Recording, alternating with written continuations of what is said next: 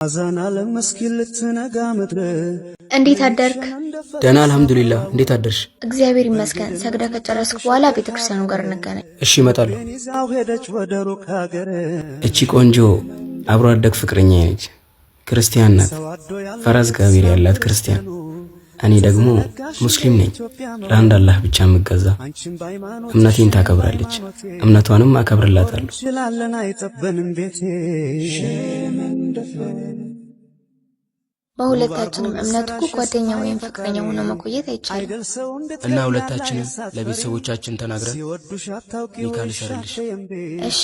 ኧረ አንቺስ ለጉድ ነው ያንታለ እህቴ ያገባ ነው።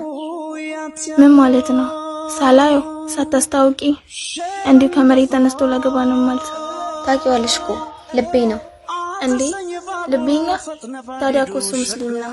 እሱን እንጂ ሃይማኖቱን አላገባው። ስሜታዊ አትሁኝ እንጂ እህቴ፣ ግን በደንብ አስቢበት። እሺ አሁን ፎጣ ቀይሪኝ። ምን አሉ? አይሆንም ተባልኩኝ። አንቺስ? እኔ ጋር ግን የሚሆን አይመስለኝም። ይኸውልሽ ሰሊና፣ ሁለታችንም ልጅነትና ፍቅር አይናችንን ጋርዶት እማንጨርሰው ችግር ውስጥ ነው የገባነው። እንዴ ለምን?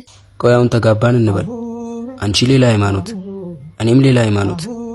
እምንወልደው ልጅ ምን ሊሆን ነው? ወደ ክርስትና ከመጣ እስልምናን ባለመቀበሉ የኔ ልብ ይሰበራል።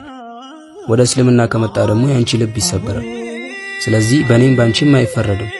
ደግሞ እኮ የተለያየ ሃይማኖት ሆኖ መጋባት እኔና አንተ አልተጀመረም እኮ። እንደዛማ አይሆንም። ይቅርታ ሰሊና፣ ፍቅር በልዩነት አይጸናም።